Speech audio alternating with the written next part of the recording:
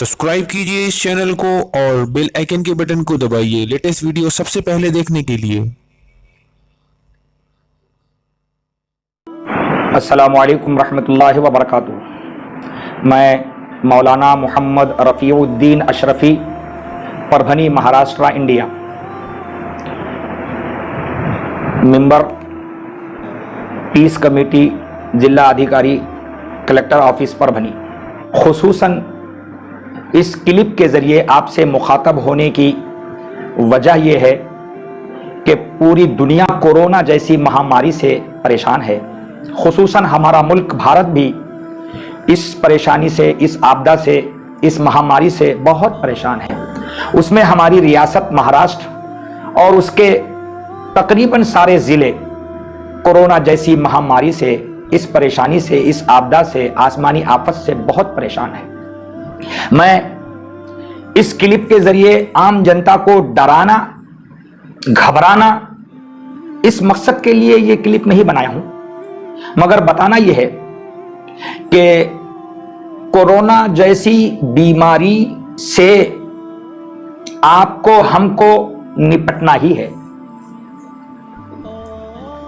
यह आसमानी बीमारी आई है, उससे बचाव की तदबीरें जो भी हो, मैं उस बहस में नहीं पड़ना चाहता, मगर इतना जरूर आपकी बारगाह में रिक्वेस्ट और गुजारिश करना चाहता हूं मेरे दोस्तों और बुजुर्गों कि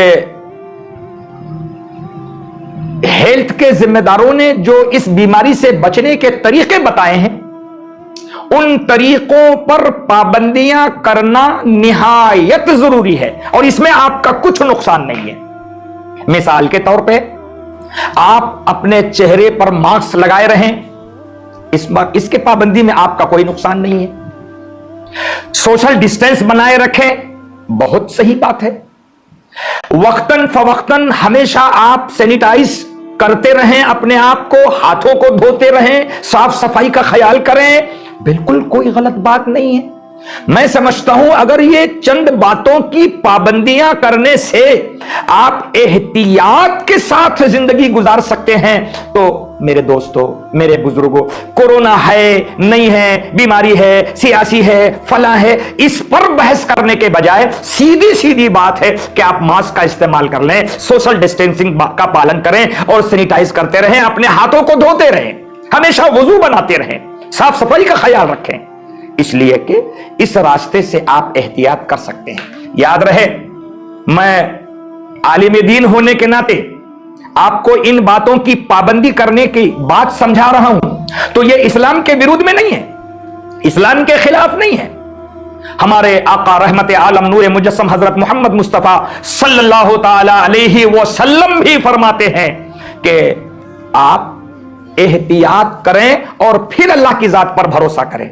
आपका काम है खुद एहतियात करना और अल्लाह की जात पर भरोसा करना। तो आपको कुछ जिम्मेदारों ने इस तरह से एहतियात करने की तालीम दी है, ताकीद फरमाई है। तो कोरोना जैसी महामारी को नौजवान हल्के में न ले, कोई बंदा भी हल्के में न ले। यकीनन इससे निपटना है, इसका मुकाबला करना है, मगर पूरे एहतियात के साथ। इसके बावजूद भी अगर किसी को कोरोना बीमारी हो जाए तो भी मुझे कुछ गुजारिश होने के सिलसिले में भी करनी है कि अगर किसी को कोरोना की बीमारी के कुछ सिम्टम्स नजर आए तो उसको वो डिले ना करे, फौरन चेक कर ले, चेक कर ले। वो चेक करना बुरा नहीं है, उसको डिले करना बुरा है। नुकसानदेह पोजीशन पे आप जा सकते हैं, थोड़ी सी अलामत मालूम हो रही है, फौरन आप उसे चेक कर ले। और चेक करने के बाद अगर पॉजिटिव आया तो भी घबराने की कोई बात नहीं, दवाखाना दौड़ने और वहां एडमिट होने की भी कोई जरूरत नहीं। आप अपने ही घर में आइसोलेट हो जाइए, अपने ही घर में एक किनारे में, एक कमरे में बंद रहिए, वही एहतियात के साथ रहिए। डॉक्टरों का मशवरा लीजिए। इस पीरियड में, पॉजिटिव पीरियड में, जो 14 दिन आपको क्वारंटाइन अपने घर में ही खुद से हो जाना है, इसमें लेकिन अपनी सेहत को बाकी रखने, बहाल रखने के लिए किसी अच्छे मेडिकल ऑफिसर की, किसी एमडी की राय और उसके दवा की मदद से आप पूरे एहतियात के साथ घर में रहे।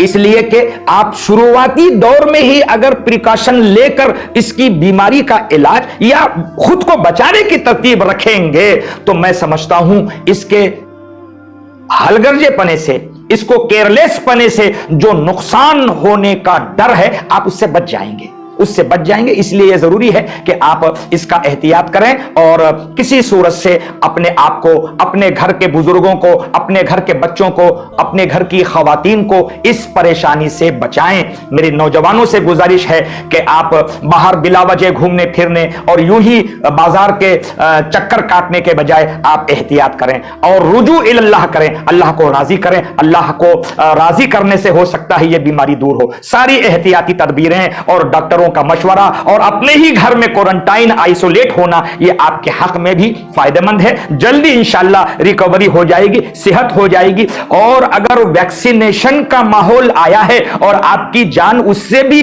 बच सकती है, तो मेरा मशवरा यह है कि वैक्सीनेशन के जरिए भी अपने जान की हिफाजत करना है तो आपको कर लेना चाहिए। इन सब चीजों का एहतियात सिर्फ इसलिए है कि यह कोरोना बीमारी जो बहुत ज्यादा डेंजरस आबादी में बनती जा रही है, हमको उसका सेहत रख के मुकाबला करने का यही एक रास्ता है।